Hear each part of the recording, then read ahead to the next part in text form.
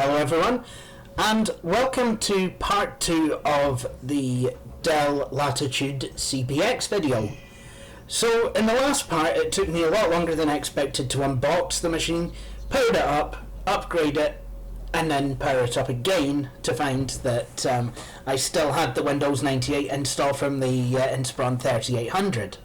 Now in this part we're actually going to scrub that one out, and we're going to install Windows 2000 Professional and have a look at the Windows 2000 Professional step-by-step interactive disk. So, without further ado, let's continue. So, let's go and install a fresh copy of Windows 2000.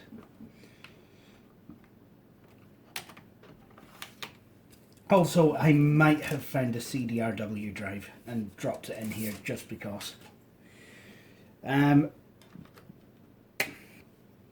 I would like to get the DVD-ROM drive though.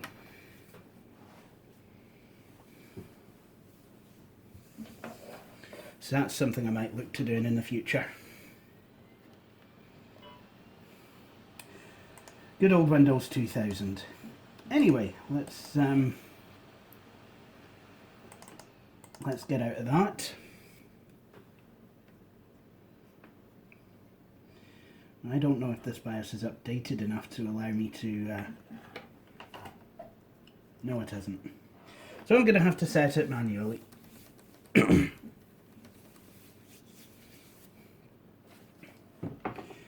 Okay, so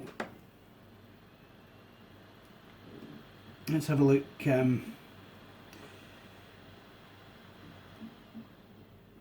Let's change the boot order.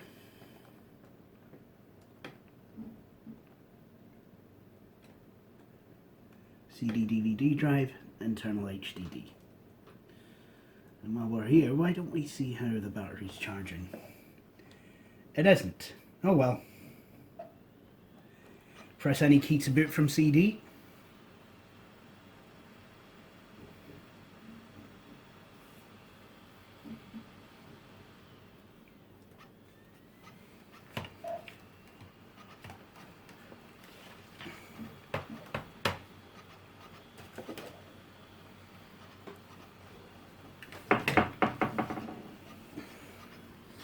So, this is going to take a couple of minutes to set itself up. So while it's doing that, I think I need to bring one of these guys out. And then we'll plug it in.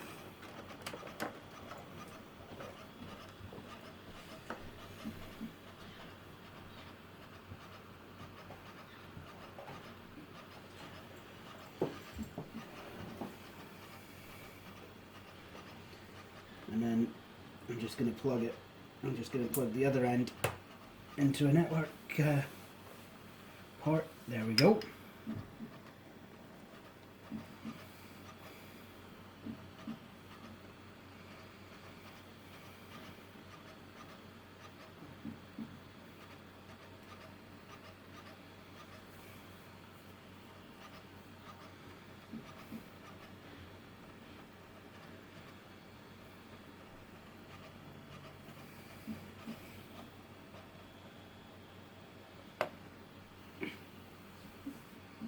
Setup is starting Windows 2000.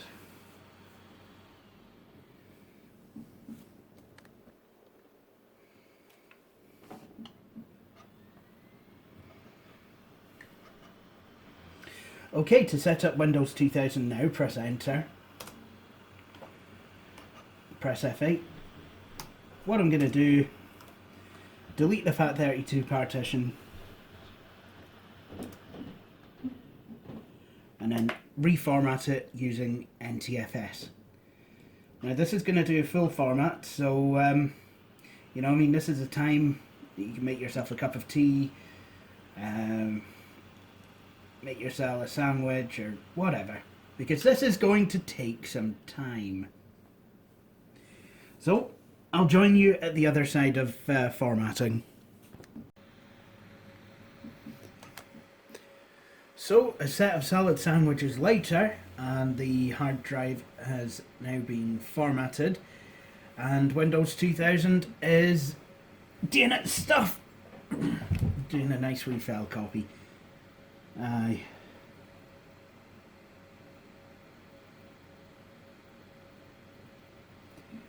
I remember on the 2001 custom built when it had the slower speed CD drive, used to take ages copying driver.cab, and I used to get quite a flag thinking it was it had crashed or wasn't going to copy it or something like that. I was like, no.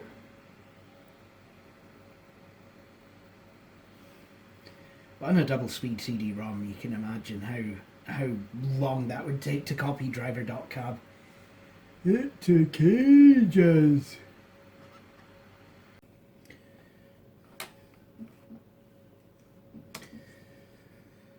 So we're done with the text portion of setup. Let's go to the GUI portion.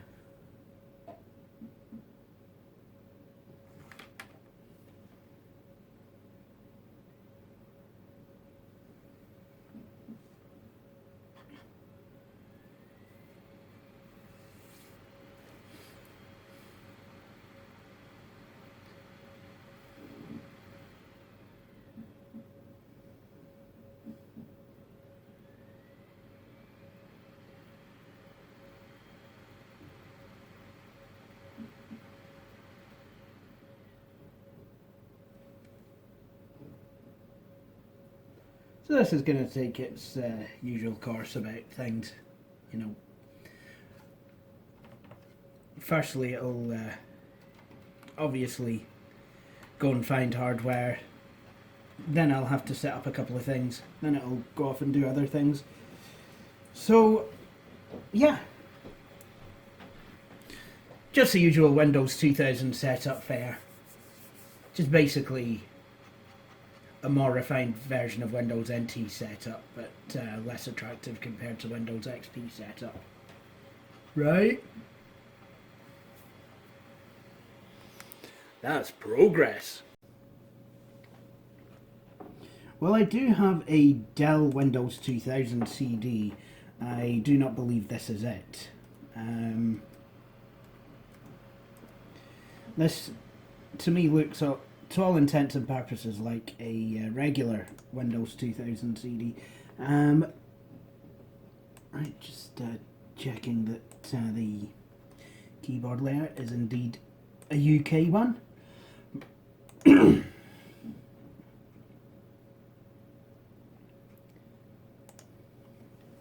So I'm just going to put in my user info.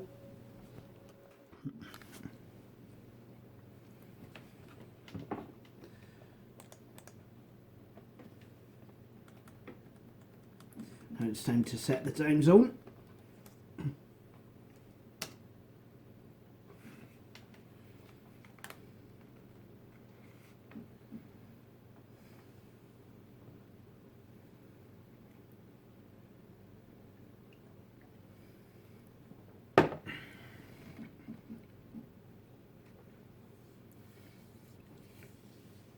Now it's going to set up the network.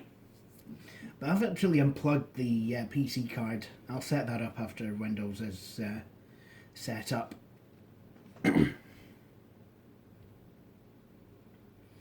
This is taking quite a lot longer than normally it would, though.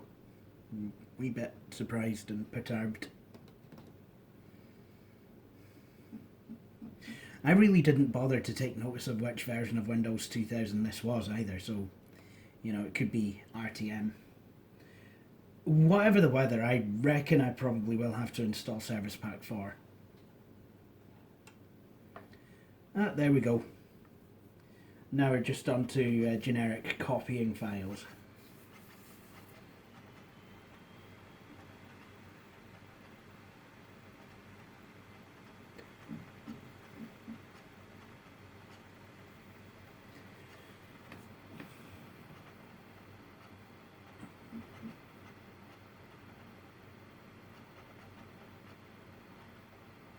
Of course, having ran Windows 2000 on the 2001 custom built with a double speed CD-ROM drive, some of the bits still kind of make, you know, a wee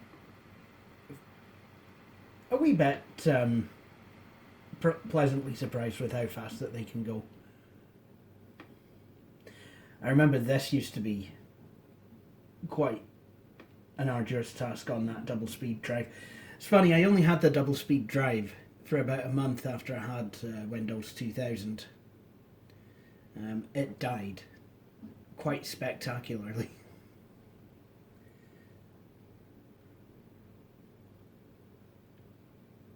Was making groaning noises on Christmas Eve 2001 while I was browsing through a PC utilities disk.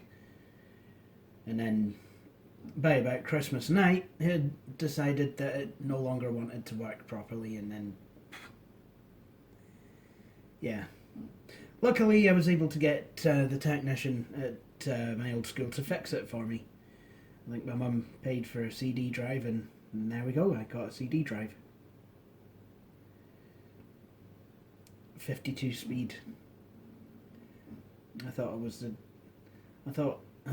dog's bollocks with that drive.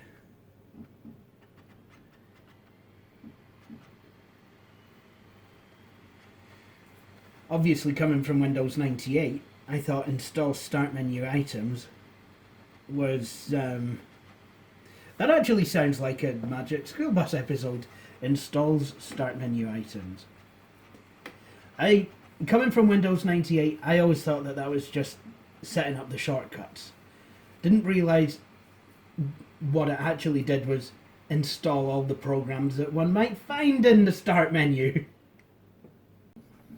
So we're finally finished with setup.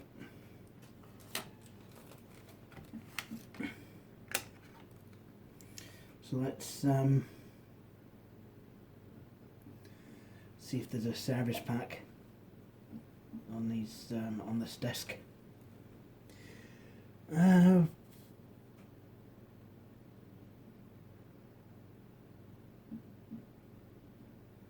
to 2 processor edition. Do not make illegal copies of this disc. Okay, I will only make legal copies of it.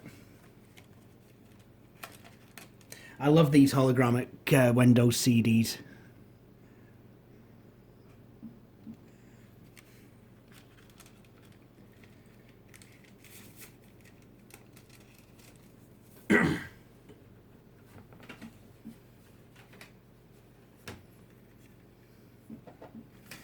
And then, of course, we've got this wee wizard that comes up, you know, in case I wanted to set up a user that would automatically log in. I don't want to do that, but I guess I will log in. And before I do anything, I'll make myself a user account, because I always forget to do that with Windows 2000. Obviously, back when I was using it properly, I always used to remember to make my own user account.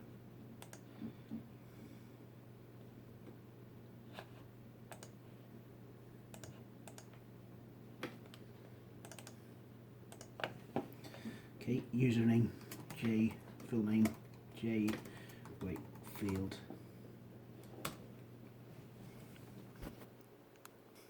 Of course, when I was younger, and I actually could get a girlfriend, if I installed Windows 2000 on my machine, I always used to put user description, "Oh, lover of this glamorous loved up person." It was really quite pathetic.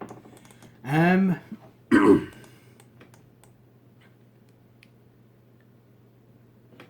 on a minute, what am I doing? Anyway, yeah, I'm getting distracted here. Right, I'll sign out of that account. And then I will sign into my account.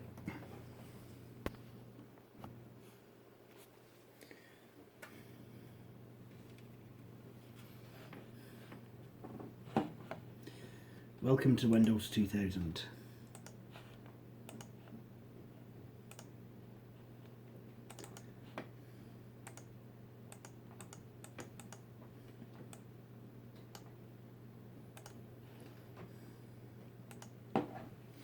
The first version of Windows to introduce the pointer shadow.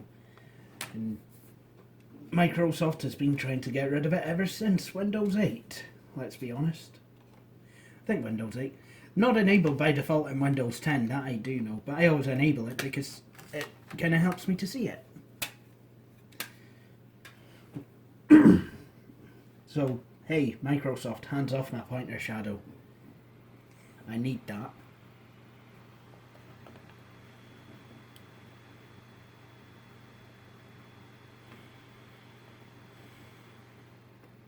Well, technically speaking, I can live without it because Windows 98. But it does help. Anyway, we are now on with the resource CD. And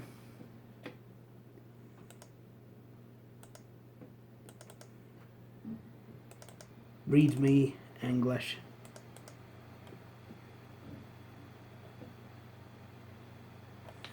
Let's see, Dell Diagnostics. Dell Diagnostics is on this disc as well. That's kind of nice.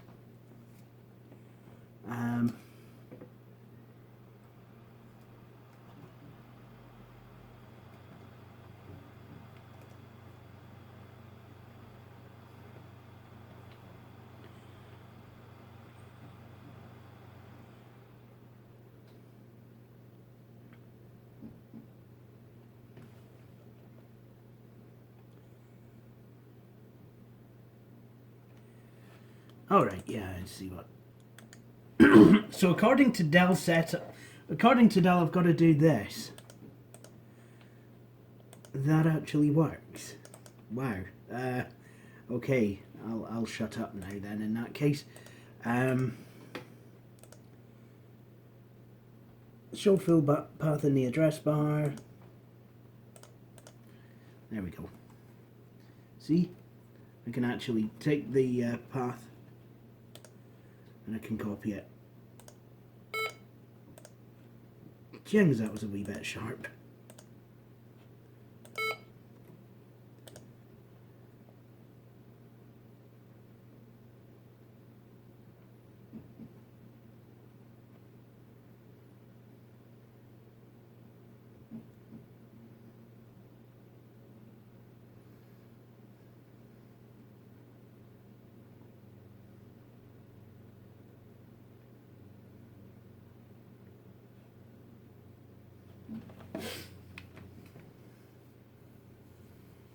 So now we're just going to sit here and wait for this to do what it's got to do.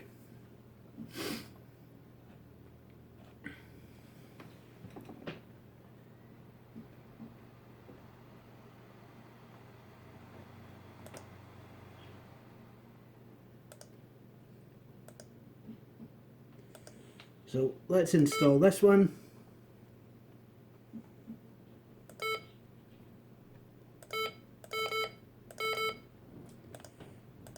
Jinx Crevens.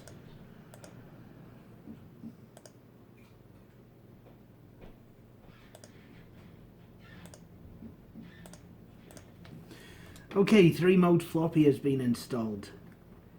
Now I guess we can install the audio drivers. I think that would be a good idea because it gets a bit old quick.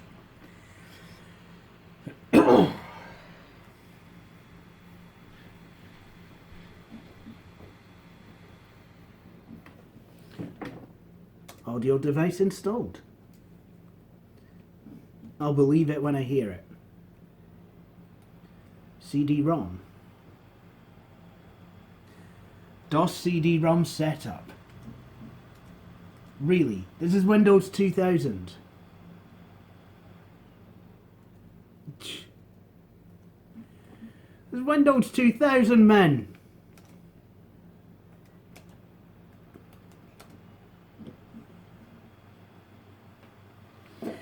Intel Speed Stoop.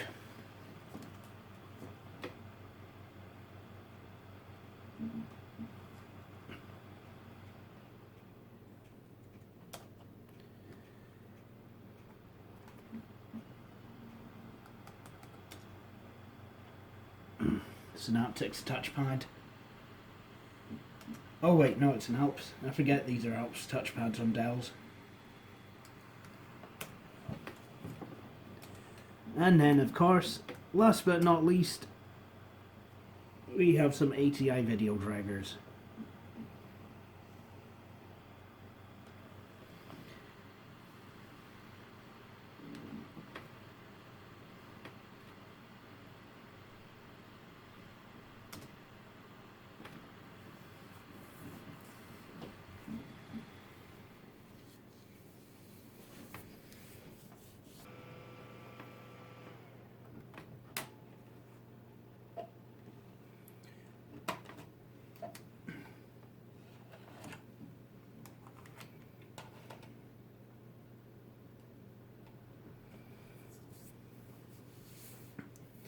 So let's log back in and finish setting this up.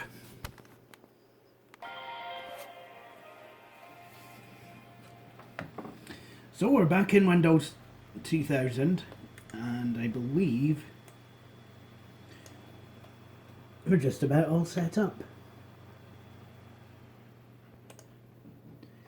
Just going to go into Device Manager, and yep, digital flat panel, default monitor, generic television.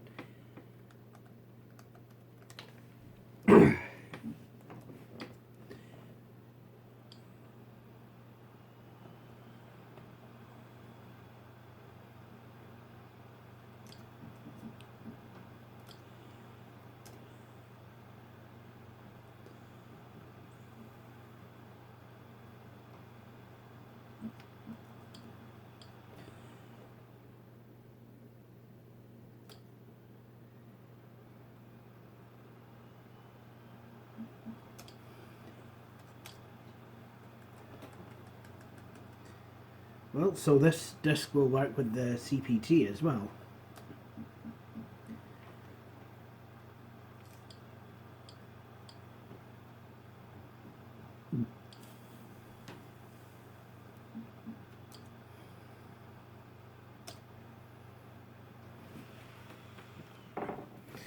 Well, it doesn't look as though this machine came with any applications to speak of, but then again, it is a Dell business, so why would it?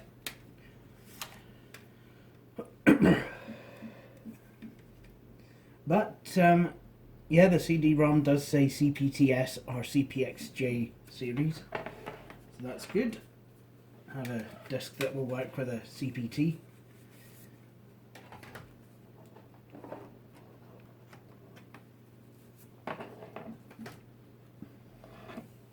Plugged in the network card.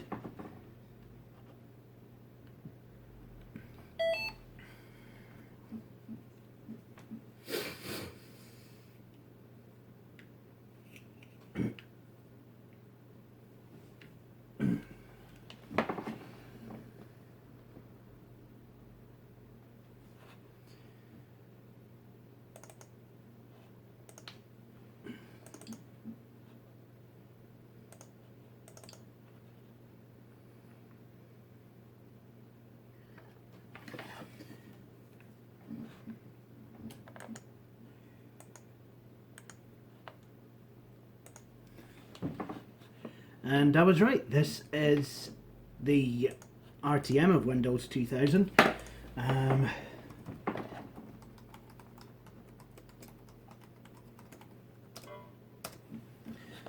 And also, I need to change the work group of my machine, so I will do that.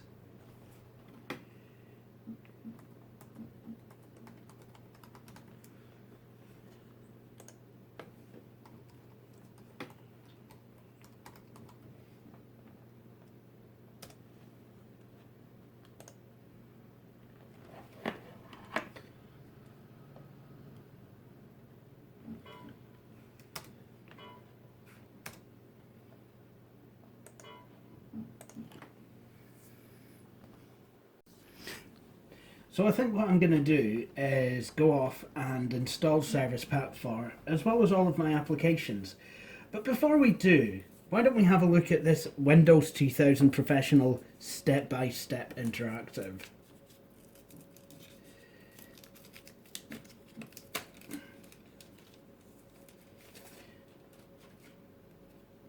Something that I absolutely would not have wanted installed back when I was 12 years old, and I thought I knew everything, and obviously still don't. So let's run this.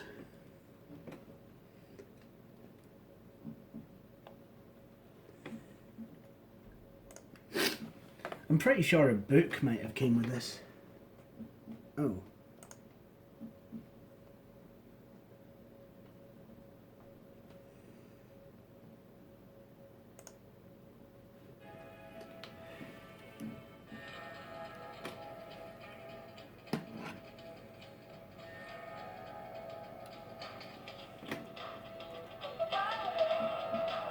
Oh nice, got some music. Now I have tried the XP one of these, and it really does go into some depth. Welcome to Windows 2000 Professional Step-by-Step Interactive, the fastest way to learn Windows 2000 Professional. Okay, let's do one lesson on actual Windows, starting and quitting programs. Let's play that lesson.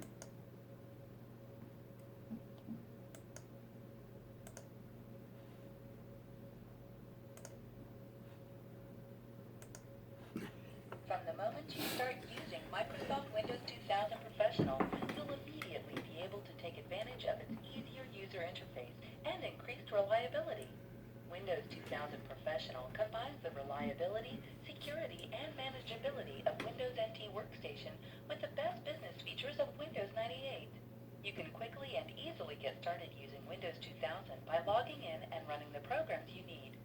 After completing this lesson, you'll be able to describe key features of Windows 2000 Professional. You'll also be able to start and quit a Windows 2000 session. Finally, you'll be able to start and quit Windows 2000 programs.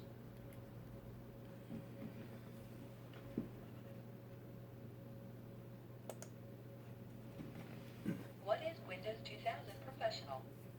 When A doing meme? your job effectively depends on managing and using information.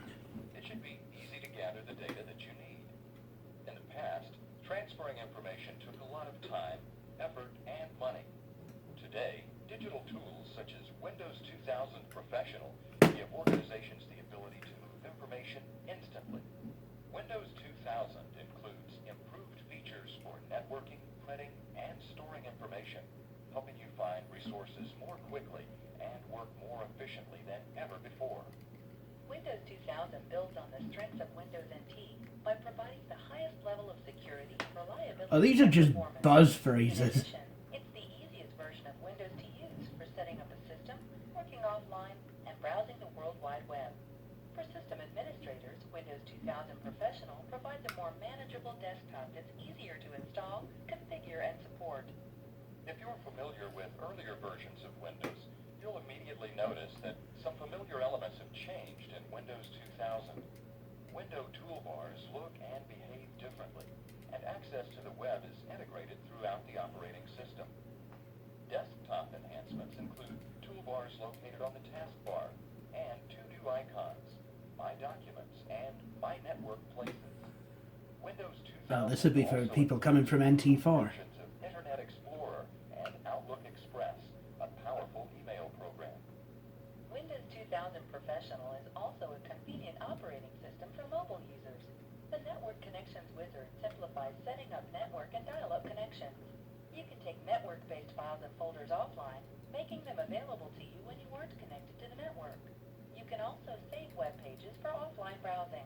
Windows 2000 also includes the Synchronization Manager, which can help you make sure that offline and network versions of a file are up to date. All of these features help you gather, manage, and use information. They give you opportunities to collaborate with others and develop your business in new ways. Information is literally at your fingertips, and Windows 2000 makes it easy to use that information effectively. Starting and quitting Windows 2000 Professional. In this exercise, you'll learn to start Windows 2000 on a computer that's set up for multiple users on a network. You'll also Ooh, learn to brilliant. shut down Windows 2000. Every time you turn on a computer that's on a network, you'll need to log on to identify yourself. Logging on with a username and password helps ensure network security and the privacy of your email messages. Windows requires you to press Control and Alt and Delete before you type in your password. Pressing these keys helps keep your password secure. After you press Control Alt Delete, Windows 2000 asks you for security or network information. Very Several nice. employees share this computer, so you'll need to enter a username in this box. For this exercise, you'll use the account of a fictional user named Matthew Dunn. Double-click in the username box and type MATTD.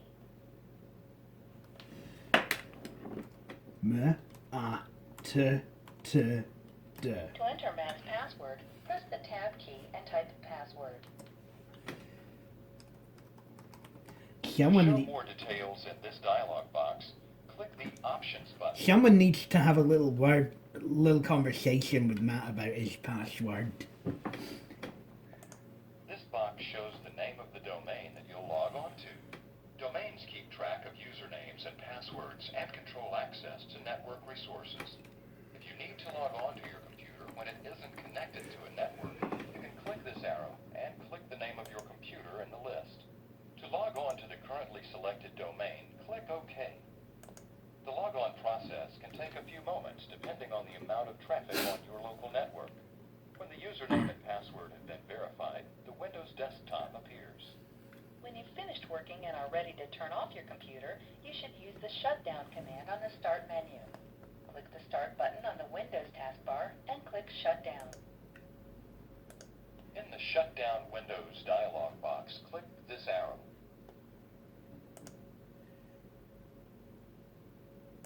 Notice that you also have the option of logging on. This option closes all programs and prepares the computer to be used by someone else. To shut down Windows and your computer, click Shutdown in the list and then click OK. If your computer doesn't turn off automatically, a message like this will appear telling you that you can safely turn off the computer. Be careful not to turn off your computer until this message appears. You risk losing information if you turn off your computer without shutting it down correctly. Using the Start menu to start a program. In this exercise, you'll learn to start a Windows program from the Start menu. You know, I think Most of the programs installed on your computer. I think we're about done here. I've spent quite a lot of time on this, and it really is quite good for someone who's never actually used a machine before and used a computer. And to be honest, in the 90s/early 2000s, that was still quite a lot of people. Just kind of shows how technology has moved on, and now, you know, most people now have at least some access to various bits of technology in their own home. You know, be that a smartphone, a tablet, or even a laptop. But this is a Dell Latitude CPx-J 750 GT. Came with everything, and I'm very pleased with it. Really quite like this example. The machine, yeah, it's got some use, but doesn't have too much, and everything on it appears to work. So, I think what I'm going to do is I'm going to demonstrate what I've just learned and shut down this machine.